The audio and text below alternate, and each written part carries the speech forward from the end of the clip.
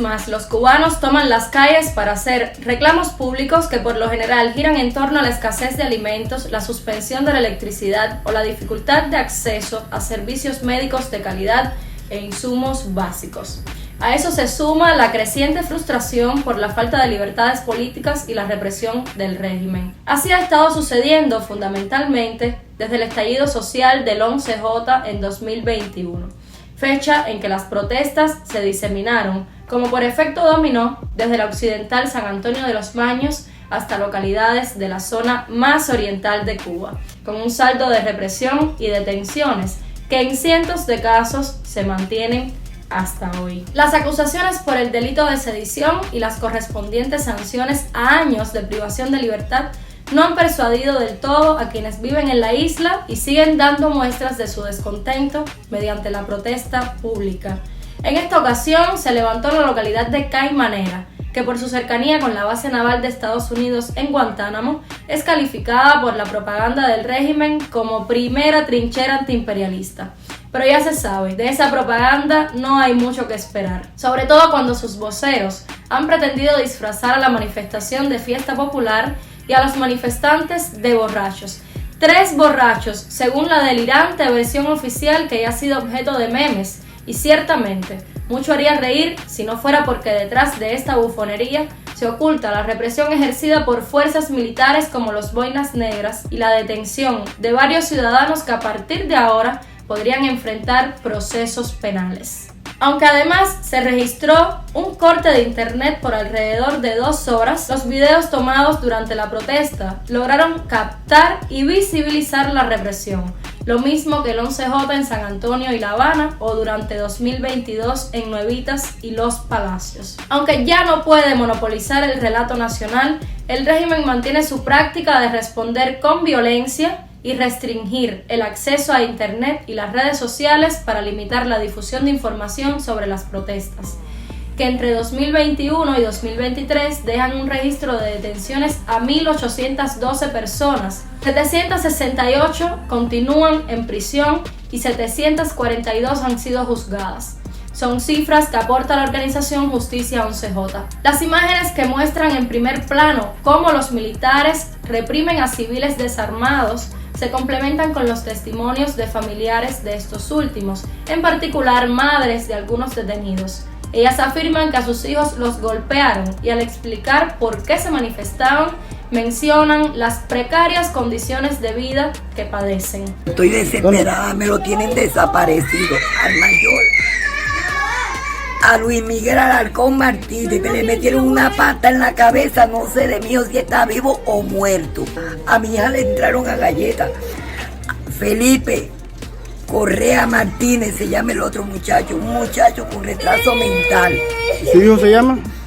Luis Miguel Alarcón Martínez. Y salieron porque no aguantaron, no aguantó más. Y cuando yo me metí, porque le estaban dando una entrega a golpe, me dieron también, esposa de un policía también, madre de 5 niños. Y en el momento que lo fueron a coger, los boinas negros le cayeron a batonazo y le partieron la cabeza. Las manifestaciones de descontento popular se han vuelto frecuentes en Cuba, donde si bien no era común canalizarlas por la vía de la protesta pública, sí hay antecedentes de desobediencia civil contra el gobierno. Recordemos algunos de los más significativos. En 1980, un grupo de cubanos tomaron la embajada del Perú en La Habana. La toma de la embajada duró 126 días y durante ese tiempo más de 10.000 personas intentaron ingresar en la embajada para obtener asilo político.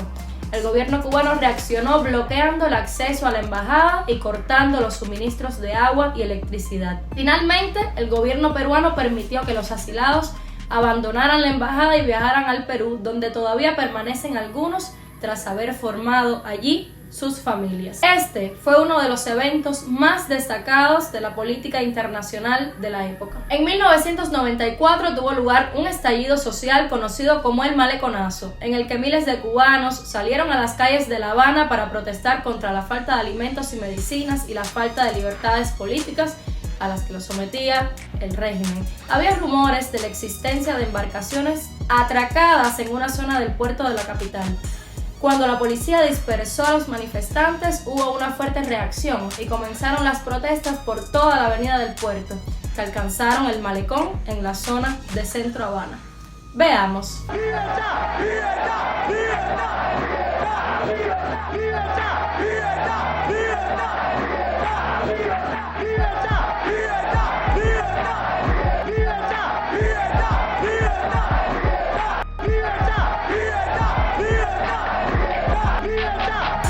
En 2003, otras manifestaciones de descontento ciudadano fueron noticia y quedaron escritas en el relato público como Primavera Negra, en la que el régimen arrestó a decenas de disidentes políticos y periodistas independientes. Esto llevó a una condena internacional. Asimismo, en 2018 hubo una serie de protestas contra el decreto 349, que limitaba y criminalizaba la libertad de expresión y creación artística. También, en mayo del año siguiente, hubo una protesta de la comunidad LGBTI. Ya para 2020 se registraron varias protestas en Cuba contra la violencia policial y el racismo, así como tuvo lugar la histórica sentada de artistas e intelectuales frente al Ministerio de Cultura tras el allanamiento de la sede del contestatario Movimiento San Isidro. Lo que sobrevino es historia que impulsó titulares en medios por todo el mundo. En julio de 2021, a lo largo de la isla, miles de cubanos salieron a las calles para protestar por la crisis económica, la falta de suministros básicos y la represión política, aunque de esto último recibieron aún más. Tonfazos, pedradas, disparos. La orden de combate fue dada por el mandatario Miguel Díaz-Canel. Estamos convocando a todos los revolucionarios del país, a todos los comunistas, a que salgan a las calles en cualquiera de los lugares donde se vayan a producir estas provocaciones. Hoy, desde ahora y en todos estos días. Caimanera no estuvo entre las decenas de ciudades y pueblos que participaron en el estallido social de 2021. Tampoco sus habitantes protestaron en 2022, a pesar de que ocurrieron más de 180 protestas en el país entre los meses de julio y octubre, de acuerdo con Proyecto Inventario. Pero el pasado 6 de mayo, Caimanera se sumó al mapa de la rebeldía y, por tanto, al mapa de la represión. Durante décadas, el gobierno cubano ha mantenido un control estricto sobre la economía y la sociedad, así como ha puesto coto a la libertad de expresión y ha reprimido, con la complicidad de las instituciones estatales, cualquier tipo de disidencia política. Esto ha generado un clima de descontento entre muchos cubanos que se han visto obligados a exiliarse en unos casos y en otros a vivir en condiciones difíciles y limitados en sus oportunidades. La ciudadanía busca por la vía de la protesta pública cambios económicos, políticos, sociales y el cese de la represión junto a libertades civiles. Es lo que buscaba un joven que alzó sus brazos con un cartel en que se leía: socialismo sí, represión no.